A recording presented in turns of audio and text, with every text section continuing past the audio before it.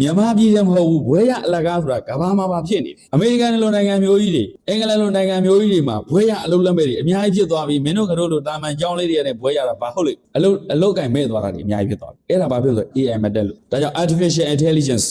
ဆရာဝန်တွေအစား AI နေစားထုတ်လာလိမ့်မယ်အခုဆိုရင် 5G တို့ 6G တို့ပေါ်လာတဲ့ကအဝေးကနေ AI နဲ့ခွဲစိတ်တရုတ်ပြည်မှာတော်တော်အောင်မြင်နေလူမရှိဘူးစက်ရုပ်တွေပဲရှိတယ်အဲ့လူကပါဆိုတော့ခုနက patient ပဲရှိလူနာပဲရှိကျန်တာလူတယောက်မှမရှိဘူးစက်ရုပ်တွေအခန်းထဲမှာမရှိဘူးကွန်ပျူတာနဲ့ AI နဲ့လှမ်းပြီးတော့အုံနောက်ခွဲစိတ်တာတွေလုပ်နေပြီနောက်ဆရာဝန်တွေမှာငတ်မှာတို့ဘုန်းကြီးတွေလည်းပါတယ်အခုဂျပန်က robot ဘုန်းကြီးထုတ်တယ်ဒုဒ္ဒစာတက်တယ်သူကအကုန်သင်ပေးထားရင်ပိဋကတ်သုံးပုံထည့်ပေးလိုက်အကုန်မှတ်မိတို့ကမမှတ်မိပါဠိတော်ထာဂရတိကယောသနာအကျမ်းတွေအကုန်ထည့်စာအုပ်ပေါင်း1000ဝန်းကျင်လောက်ရှိတော့ကို300နဲ့တွက်ဘယ်လောက်ရှိသမဏ300နဲ့တွက်ဘယ်လောက်ရှိ3သိန်းသမဏ3သိန်းလောက်ရှိအဲ့လောက်ရှိတဲ့ဟာတွေ AI ပေါ်ပါလေးပဲအေးဆေးလေးသူကထိန်းလို့ရအေးဆေးလေးသူ memorize လုပ်လို့ရအခုဂျပန်မှာမဟာသီဌာနတော့ဘုံအခုတစ်သုတ်လုံးအလုပ်မရကာနုပဒနာခန်းလောက်ပဲရတယ်ဒါပေမဲ့ AI ကိုခိုင်းလိုက်ရင်အကုန်ရွတ်ပြတောပါဠိလိုနားထောင်နေတာလားအင်္ဂလိပ်လိုနားထောင်နေတာလားဂျပန်လိုနားထောင်နေတာလားအကုန်ပြောတယ်ဒါပေမဲ့ AI ဟာသက်ရှိမဟုတ်ပါဘူးသက်မဲ့ဖြစ်ပါတယ်ဒါကြောင့်သက်ရှိဖြစ်တဲ့လူတွေရဲ့ကိုကျင်တရားအခြေခံနဲ့အသိပညာနဲ့ရှင်ရင်တော့ AI အမြဲတမ်းနောက်ကျဒါကြောင့်ဘုံတို့ကကိုကျင်တရားရောအသိပညာရောပြည့်စုံအောင်ကြိုးစား AI လောက်ညံကောင်းသေးရမလို့သို့တော့ AI ကိုတော့ရှော့မရနဲ့သူ့ကိုပြန်ခိုင်းနေအောင်တော့အဲ့ဒါဆိုတော့ပညာနဲ့ပတ်သက်ရင်ပညာ၃မျိုးရှိတယ်ပညာဘယ်နှမျိုးတော့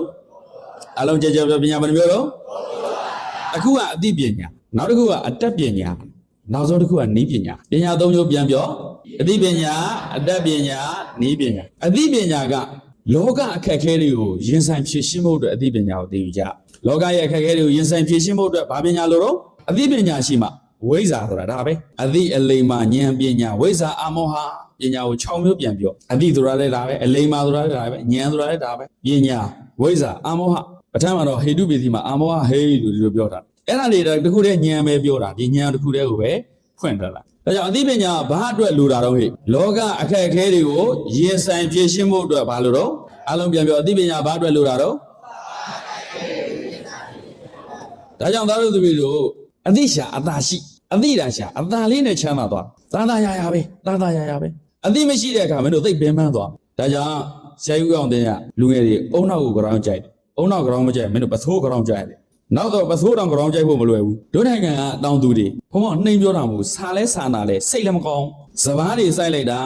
စပား9ဧကတင်း200 300ထွက်စပား1ဧကຫນွေစပားဆိုတင်း100ကျော်ထွက်ကောင်းရင်တင်း100ကျော်လောက်ထွက်အဲ့ဒါအခုခေတ်စီတပေးပါမရဘူးတောင်သူတွေစပားမဆိုင်ရင်မင်းတို့မျိုးအကောက်တွေရင်ကမှာငို့တို့ကြီးထိုင်းကြည့်နေတယ်မျိုးအကောက်တွေရင်ကမှာတောင်သူတွေစပားမဆိုင်ဟုတ်လားပင်ပန်းလိုက်တာအဲ့ဒီတောင်သူချင်းသူအစ္စရေးကတောင်သူတွေက